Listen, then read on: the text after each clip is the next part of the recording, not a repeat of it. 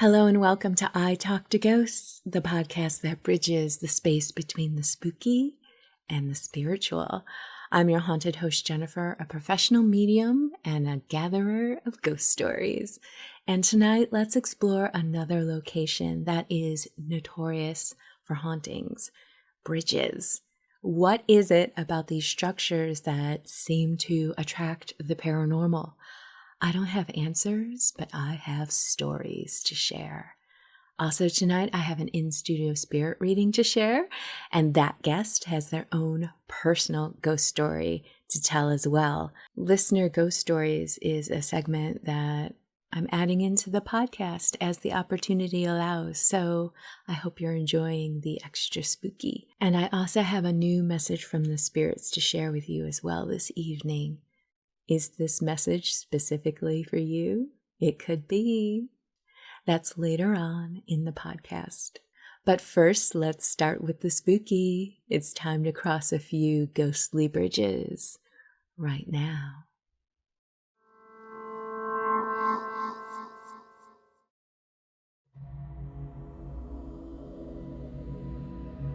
This happened to me a few summers ago, when two friends and I were curious about an old legend of the White Lady. The story goes that in the 1940s, a woman and her husband were on their way back from their honeymoon, and their car went off the road. The husband told his new wife to stay in the car while he walked into town to get help. When he returned with help, unfortunately, his wife had passed, and her ghost has haunted the bridge nearby ever since.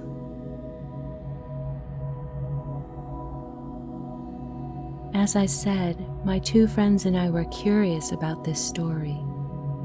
So around midnight, we jumped in the car and drove up the road to see if we could see any strange happenings. After about a 10-minute ride, we got there and stopped at the far side of the bridge. I decided I was going to get out of the car and walk across the bridge, because that is supposedly when you would see the White Lady. I asked my friends if they wanted to come with me, but they were afraid and said that they would wait in the car. I got out and took my time and walked slowly as to not miss anything I might see. Eventually, I got to the middle of the bridge and stood there for a moment. Next thing I knew, my friend was driving his car quite fast across the bridge.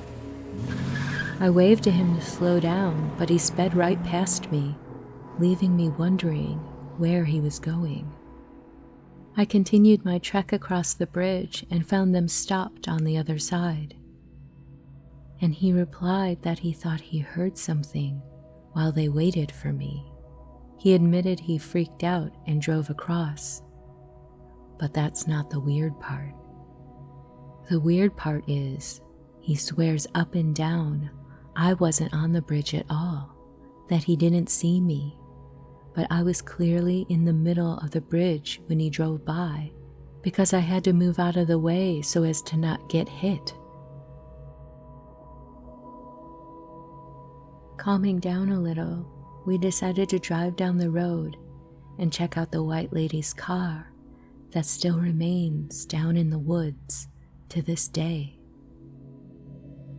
I took my flashlight and made my way down to the ditch where an old rusty car had lain for some time.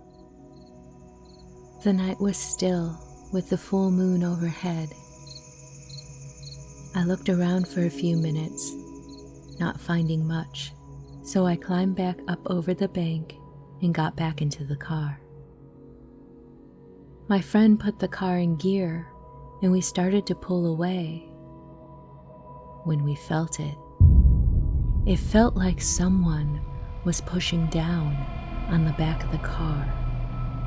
My friend revved the engine, but we didn't go anywhere.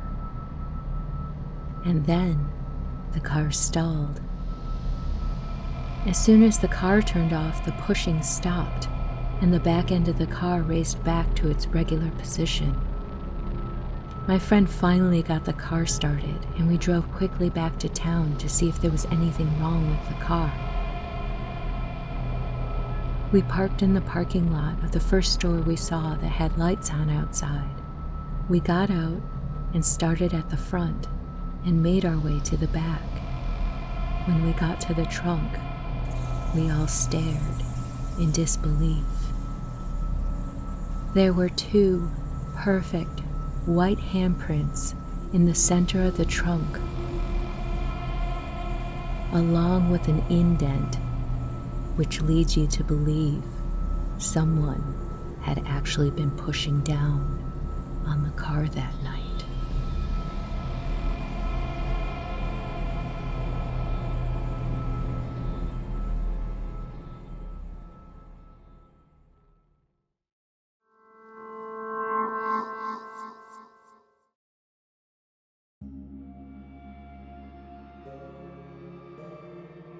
One night, while on a date in the late 1970s, my boyfriend, his friend, and I were on our way home from the local town about 12 miles away. It was around midnight. We approached what they called the 13 Bridges Road, which in truth, this road has 3 bridges. As we approached the second bridge, there was a ghostly figure in a long wedding dress, floating in mid-air in the center of the bridge. I screamed and told my boyfriend to swerve. My boyfriend looked at me strangely and then just asked what was wrong. His friend in the back seat said, "You didn't see that?" My boyfriend replied no. His friend and I saw the ghost at the same time, but my boyfriend saw nothing. I had always heard that a girl got killed on her wedding night in her wedding gown on that bridge. But I never believed it until that night when I saw it for myself. To this day, I will not travel that road at night. The experience made a believer out of me.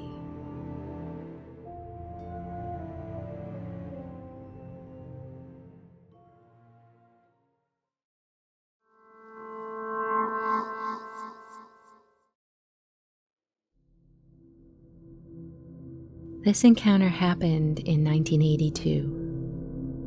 The place was under the North Pier of the Golden Gate Bridge. There's a parking lot and an incline that leads down under the North Tower. It's surrounded by granite blocks that are huge, probably 10 feet wide by 8 feet tall. They were cut as supports for the bridge as it was being built and were never removed. When you're in your early 20s, it's a romantic place to walk.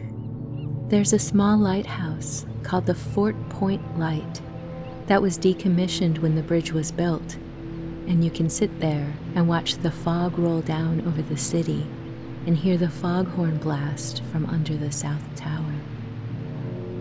At the time, I was dating a man who lived in San Francisco, and we were young and broke, so we went for a walk under the North Tower to spend a little time alone and enjoy the sunset.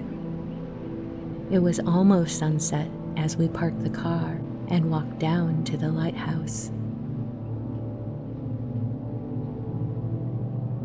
We sat at the little jetty next to it and talked until it was fully dark.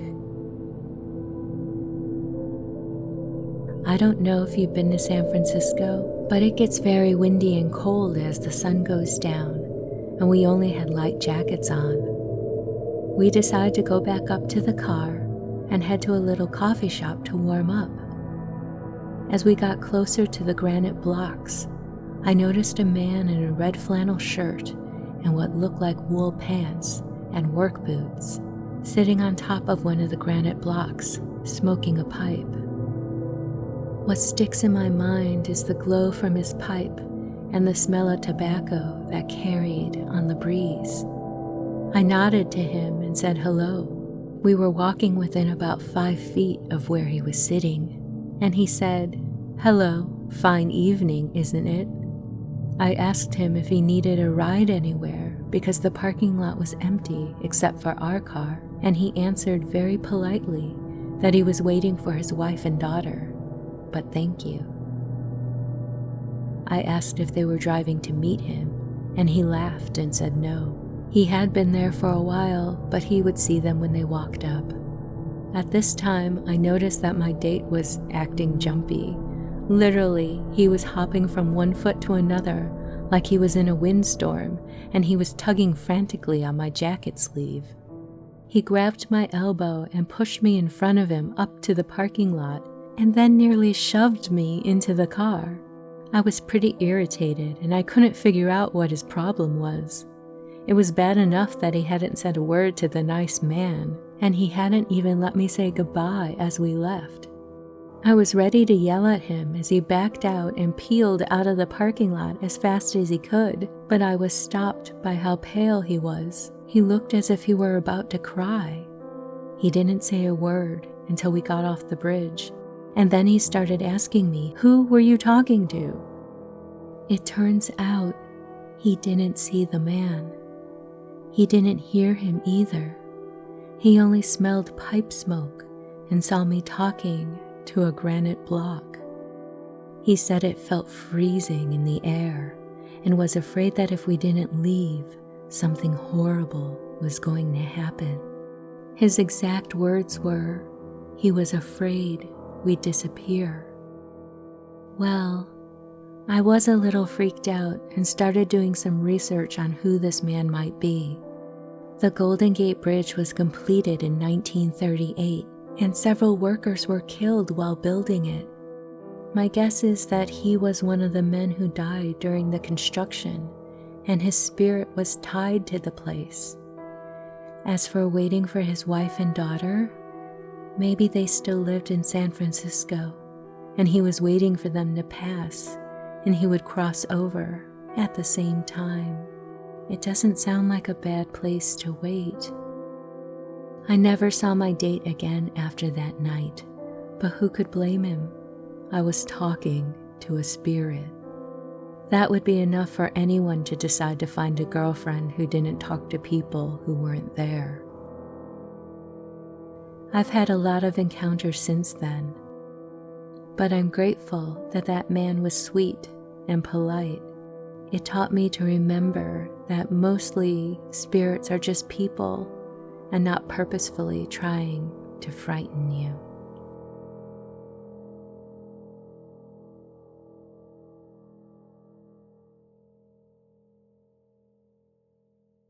Are you enjoying your ghostly visit? If so, please follow, like, comment, and share. The ghosts may be talkative, but they are lousy at marketing, so every click helps. Tell your friends, and please leave a kind review so that others might join us. The spirits, and I thank you. Hello and welcome back to I Talk to Ghosts. My guest this evening is Brent. Brent, welcome to the podcast and your reading. How are you doing this evening? Good. How are you? I'm doing well. Now, you contacted me from a message from the spirits that I did a couple episodes back about your grandparents. Mm-hmm. And just chatting with you very briefly over email, I suggested that we get together and record a reading and see what comes up for you. So thank you so much for reaching out and giving me that feedback. Off the bat, I know we talked about spooky podcasts and stuff, but do you consider yourself a bit of a skeptic? Partially, I can be more because, like, sometimes I have experiences and whatnot, and I don't know if that's more of me or what's going on. It's funny how with anything, our analytical brain wants to be in charge. Right. Now, getting to your reading, your grandmother is giving me the impression of just being a very sweet woman. Like just really, really sweet. Does that sound right to you? Can you describe that a little bit? Yeah, she always was a light for me and for everybody she was around. She was just a little lady. I can almost see her being adorable while yelling. Yes. You know what I mean? Like, it's just so sweet. Exactly. It's like, oh. Like, oh, just, yeah, I'm going to put you on a shelf, It's just so, yeah. That was really the first impression she was giving to me. And did she ever talk about with your grandfather that the connection that the two of them had, that she really felt that he was, her sweetheart, her soulmate, like they were meant to be together? Yeah, I saw it more when she was alive, but I heard it more talking to him because he was not one to show emotion very much. But I know when she passed, that's all I heard. You said that he was more on the logical, practical side of things, and that's certainly something that's coming through. Did he ever play cards? I remember him telling stories about playing cards with his friends when he was out in Texas. One thing he was showing me, it's funny, the little details that come in.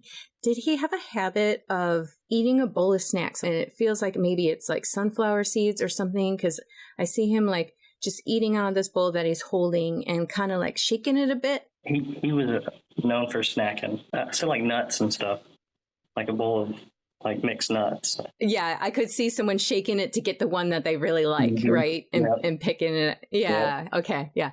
Let's continue on with this food thought a little bit. I think it was your grandmother who was kind of bringing up raisins and cookies.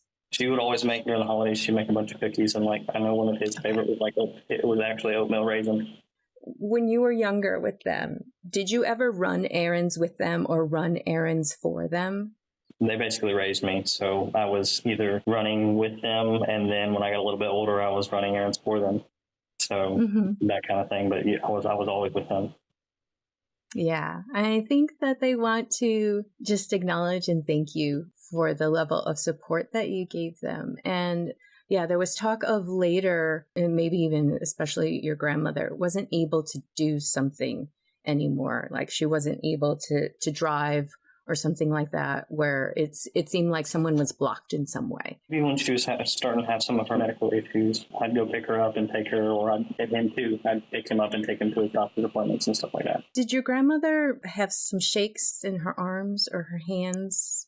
She had really bad arthritis in her hands. Did your grandmother, and like I haven't thought about this in years, do you remember QVC? Yes. Did your grandmother watch QVC? Because of my grandfather. It's funny you say that, because he would, every time that was on, he would end up with something in the mail because he was buying it from QVC. Yeah, I think she was maybe bringing it up in a joking manner, but did you sometimes have to help with that? Like, hurry, write this down for me with the order number. Like, oh God, get the pen. Where's the pen? She would always look at him. She's like, I don't know why you buy this stuff. You don't use it. And but he couldn't. That was his thing. They would watch it together, and he would end up buying something from there. So I was shown a dirt-lined road lined with trees. Does that make sense to you at all? His sister actually had a pecan orchard out in Texas. So like when it was like that when you pulled up, it was of course you went through the gate, and then it was a dirt road, and then there was trees on both sides, and you pulled up and there was like a big oak tree in the middle and it made a roundabout in front of the house. That would be the first thing that came to my mind. Did they ever take you to the circus when you were younger? Mm-hmm. The Ringling Brothers. Ringling Brothers and Barnum and Bailey. Mm-hmm. Yeah. I was seeing circus imagery there, and I don't know if there was a joke about a little monkey or a story about a little monkey, but it seemed related. I have a few different. I mean, one of them there was a little monkey toy, one of those little creepy monkey toys. I know they had that, and it used to creep me out. With the symbol? Yes. Yeah, those are creepy. Yeah, and then my grandmother also collected clowns because they were like one of her favorite things. So I love that. But when I was younger, we definitely went, and I get all the little snacks and stuff and little toys you get at the circus and stuff like that. So yeah. With your grandmother, was she kind of into plants? Did she talk to them? Yes. Her roses were her love. She was the only one that could keep them alive. Like, I even tried when she passed, I tried to take her rose bush and make my own, and it died. But it was weird because, like I said, they were beautiful. They were always fully blooming. But she was always out there in her little garden area in the front of her house, and she had these little snapdragons that she was watering. And then she would talk as she was watering them and everything. And if they were, what she would say, like acting up, she would talk to them like they were people almost. Yeah, exactly. I think there's a bit of a secret there in talking to your plants and interacting with them in that way and exchanging that emotional energy, so yeah, like I said, first thing, your grandmother just sounds so sweet, so absolutely sweet. One last thing with your grandfather, he was showing me you taking his hand. Did you have a moment with him where that was kind of significant? So when he was in the hospital, he was in a coma. I took off work and I was there pretty much every day, and I would come in and grab his hand and just talk to him every day I was in there until I left. So I would hold it, and that's not like I've never been like a hand holding person or anything like that, but I would come in and I would grab his hand and just try to squeeze for it to kind of like, hey, I need you to squeeze me back. I'm here. I just want you to know I'm here, kind of thing. So yeah, he knew. That's why he's bringing it up. He knew you were there, and he knew that you had his hand, and he had yours. And I think he really wanted to convey that to you. That's really awesome. Before we go, I have a final message for you from them. And it's that you have an amazing array of emotions, and that use all of them. Don't just be selective. Don't cordon some off. Use your emotions, your creativity, your imagination to create and shape your life. What you want. Envision it, feel it, live it, do it. Okay. And I say the secret is to be tender with the smallest of things. And I'm seeing like this. That's the secret. The secret is to be tender with the smallest of things in your life. So is that something that resonates for you right now? And very much so. I always felt my emotions to the highest level, and I tend to shut down parts of my emotion, especially with me being military and stuff. I shut that part down to continue to function. So, yeah. We all have to wear different hats, and sometimes it's like, okay, I need to be this person, and other times it's like, I'm free to be me, and you know when to make those choices, but sometimes we can forget when to turn it back on and off, especially if we're a little bit in crisis mode, or just where you just take the time to be in touch with yourself, because you do have a wonderful array of emotions. And your grandfather, though a logical person, he is so proud of how you have emotions and how you are able to and he just shows me just this big heart that you have. And I think that in a way, he's like looking back retrospectively and saying, gosh, I wish I could have done that. And he admires you for it, and so if that makes sense to you, he's just he's so proud and just wants to encourage you. And of course, your grandmother's just sending in that energy of, I think that, tenderness in the smallest of things is kind of coming from her, and they've just taught you so much in so many ways. And I super appreciate you sharing all of this with me and sharing this time with me, because it's just been so moving and amazing to witness. So thank you so much. Thank you. So let me ask you, after the reading, how's your skeptical side feeling now? Not so much. Oh, before we go this evening, do you have a personal ghost story to tell me? I do. Listener ghost story. So when I was growing up, we lived in a house that had belonged to my grandfather and grandmother on my stepmom's side. And me and my brother would always stay up late and watch like Scooby-Doo and all that kind of stuff. And so I was up one night, he had already fallen asleep. And I saw what I thought was my stepmom go through the hallway and go to her bedroom. And I was like, oh, I got to tell her something. So I actually immediately went in there behind her to tell her something. And the room was pitch black. They were both passed out asleep. And so I was like, I don't know what just happened. But her and it was my grandmother, Wendy, they looked very, very similar. They had very likeness, and that was actually my grandmother's room previously. And then when I started thinking about it, of course, it freaked me out when I was younger, and I went and, of course, stuck my head under the pillow because I was like, I don't know what that was. But my stepmom, she never wore like long gowns, but my grandmother Wendy would wear long gowns, and that's what she was wearing, like a nightgown. And she, like I said, she just went to her, like she was going to her bedroom. And at the time it freaked me out, but when I started thinking about it, I was like, that's pretty cool. Yeah, that is really cool. It really does sound, especially since it was your grandmother's room, that it was her that you were seeing there that night. Oh, wow. Yeah, that gives me chills and gives me something to think about. Thank you so much for sharing that. You're welcome.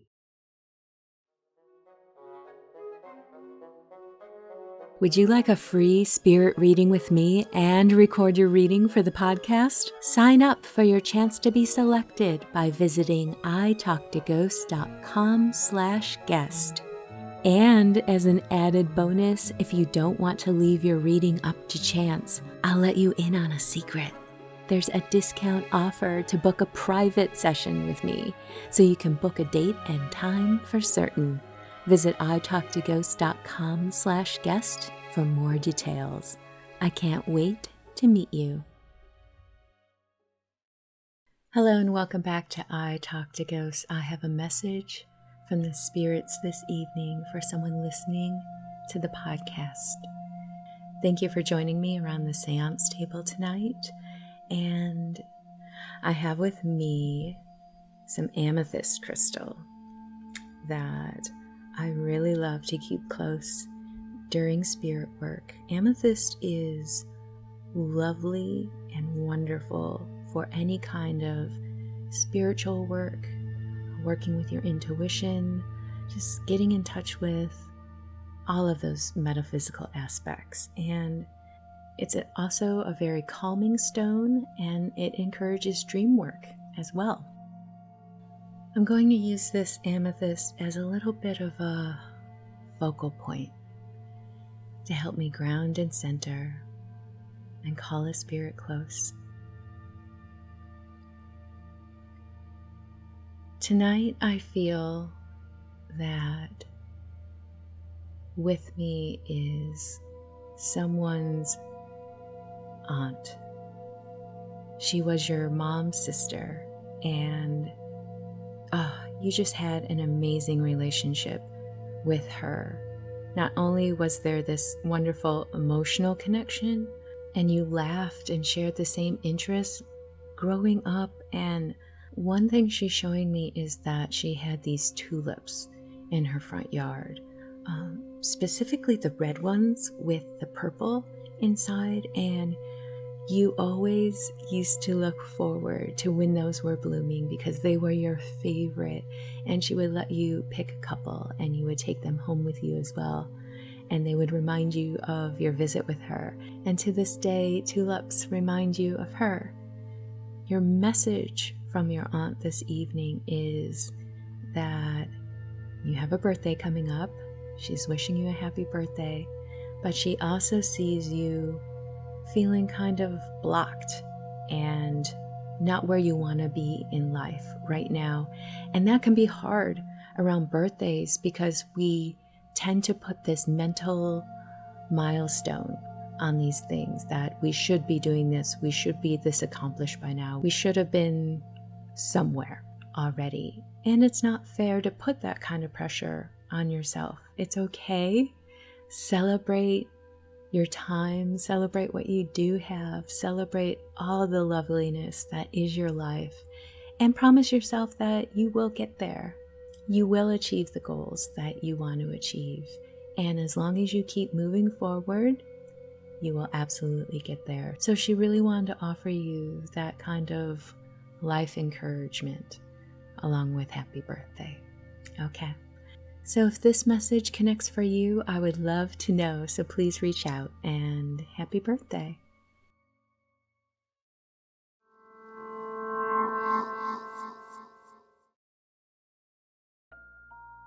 Book a medium reading with me. If you have a past loved one you would like to connect with, a spirit reading can be an amazing and never spooky experience. I strive to give you specific details that align only to you and your loved ones. Curious? Visit italktoghosts.com for links to book with me. I can't wait to meet you. And with that, dear listener, we've reached the end of this episode of I Talk to Ghosts. I hope you've enjoyed these spooky, haunted bridge stories that I've shared with you this evening. Have you ever had a strange, ghostly encounter on a bridge? I would love to hear about it. In the meantime, wherever you wander off to, in this world or the next, just remember, come back and visit with me. Have a lovely evening and good night.